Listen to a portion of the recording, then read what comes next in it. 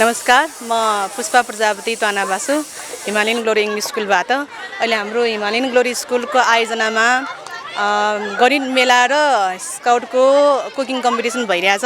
गणित मेलामा उता हाम्रो नर्सरीदेखि क्लास 5 को भाइ बहिनीहरुको क्लासमा उहाँहरूले सिकेको अनुसार अहिले प्रोजेक्ट गरिरहनु भएको छ, उहाँहरूको अहिले भइरहेछ भने यता हाम्रो स्काउटको भाइ बहिनीहरुको कुकिङ कम्पिटिसन भइरहेछ, जसमा 6 वटा पेट्रोल छन्, 2टा बोइजको पेट्रोल र 4वटा गर्ल्सको पेट्रोल छन्। उहाँहरू खाने कसरी पकाउने भन्ने कम्पिटिसन भइरहेछ।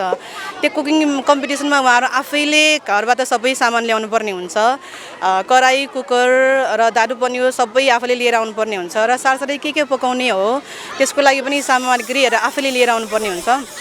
चामल पनि खाना पकाउनु पर्यो, चामल ल्याउनु पर्यो, आफूले कति खाने हो त्यो आधारमा त्यसमा हेरेर आफूले कति खाने हो त्यसमा हेरेर 1 ग्लास 2 ग्लास कति ल्याउने हो त्यो लिएर आउनुहुन्छ र सबै जम्मा गरेर आफ्नो त्यो जुन ग्रुप छ पेट्रोल छ त्यो सबैले एकै ठाउँमा राखेर पकाउनुहुन्छ उहाँहरूले। र अर्को खानेकुरा हाम्रो दाल पनि हुन्छ, दाल पनि एउटा आइटम हुन्छ, दाल पनि सबैले लिएर आउने कि एक्लैले लिएर आउने त्यो अनुसार पकाउँछ। उनीहरूले पकाउनु पर्ने घटीमा 3 आइटम, तरकारीको आइटम 3 हुन्छ, 3टा आइटम र खाना गरी 4वटा आइटम हुन्छ। त्यो बाहेक अरू पनि पकाउन चाहनुहुन्छ भने उहाँले एक्स्ट्रा ल्याउन सक्नुहुन्छ। जस्तो कि प्रायले उहाँ मासु ल्याइरहनु भएको छ, कसैले ससर ल्याएको छ, कसैले प्राउन पकाउने भनेर ल्याएको छ, कसैले पापड ल्याउनु भएको छ। त्यसमा पनि उहाँहरूको नम्बर पोइन्ट एड हुन्छ। घटीमा 3 थरी पकाउनुपर्छ, खाना गरी 4 थरी पकाउनुपर्छ, त्यसमा नम्बर त हुने नै भयो। त्यो बाहेक फेरि उहाँले एड गरेर अर्को थप पकाउनुहुन्छ भने उहाँहरूको पनि त्यसमा नम्बर एड हुन्छ। र अर्को नम्बर एड हुने भनेको उहाँहरूले कसरी पकाउनु भएको छ त्यसमा पकाएको अनुसार त्यस्तै छ कि छैन हामी टेस्ट गर्छौँ। त्यसको लागि हामीले प्यारेन्ट्सलाई पनि, हामी स्काउट टिचर पनि हामी आफै छौँ, हामीले टेस्ट पनि गर्छौँ। त्यसमा नुन बढी छ कि छैन त्यो पनि हेर्छौँ। मसला सबै पुग्छ भने त्यसमा हामीले मार्क्स दिने भयौँ, 40 छ भने 40 मै दिने भयौँ। अब छैन, नुन पुगेन अथवा खोर्सानी बढी भयो भने त्यसमा 40 को सट्टामा हामीले 30-35 मात्रै दिने गर्छौँ।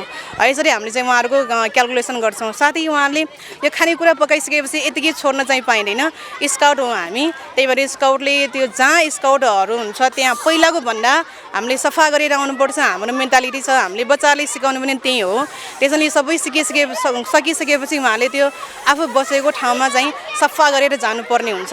त्यसको पनि उहाँहरूलाई नम्बर पोइन्ट एड हुन्छ। उनीहरू अहिलेको बच्चाहरू खासमा घरमा खासै काम गर्दैन मेरो हिसाबमा। त्यही भएर स्काउट र नन स्काउटको विद्यार्थीहरू बिच धेरै नै फरक छ। स्काउटको विद्यार्थीहरू यहाँ प्यारेन्ट्सबाट हामी बुझ्न सक्नुहुन्छ, तपाईँले पनि बुझ्न सक्नुहुन्छ। घरमा काम गर्छ, मलाई सहयोग गरिदिन्छ मेरो छोराले। नन स्काउटले खासै त्यसो गरिदिन्छ भन्ने हामीले चाहिँ सुनेनौँ। अब उहाँहरू एकदम ह्याप्पी हुनुहुन्छ, तपाईँले देख्न सक्नुहुन्छ। यहाँ पनि गरिरहेको होला, तपाईँले सिकाउनु भएकोले होला, यहाँ गराउनु भएकोले हामीलाई धेरै घरमा काम गर्नलाई सकाउनु भएको छ।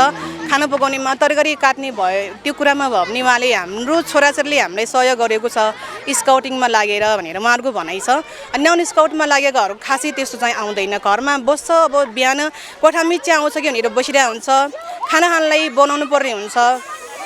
उनीहरूको टार्गेट नै घरमा पुग्छ, मोबाइल हेर्ने, बिहान उठ्छ मोबाइल हेर्ने हुन्छ। तर स्काउटिङ भाइ बहिनीहरू खासै त्यसमा छैन। सहयोग गर्नुपर्छ मम्मीहरूलाई भने सहयोगको भावना छ त्यसमा। यो अहिले हाम्रो सुविधा र ग्यास आएपछि हामीलाई सुविधा नै भएको। कहिलेकाहीँ भन्न सकिँदैन, हामी जङ्गलतिर ट्राभलिङ गर्नुपर्ने हुन्छ। स्काउट हो, एडभेन्चरस हुन्छ, एडभेन्चरस क्याम्पहरू हाम्रो हुन्छ। त्यसमा ग्यास त हुँदैन। त्यसमा हामीले जङ्गलमा जे छ, काठ दाउरा के छ त्यो खोजेर हामीले आगो बाल्नुपर्ने हुन्छ। त्यसको लागि आगो बाल्ने तरिका पनि धेरै छ। त्यही अनुसार उनीहरूले सिकेको हुन्छ अनि त्यो यहाँ फलो गरेको हुन्छ। ग्यास जङ्गल एडभेन्चरस र जङ्गल ट्राभलिङको लागि त हामीसँग ग्यास बोकेर जान त सम्भव छैन। त्यसको लागि हामीले यो सिकाएको, आगो बाल्ने कसरी भनेर सिकाएको हो।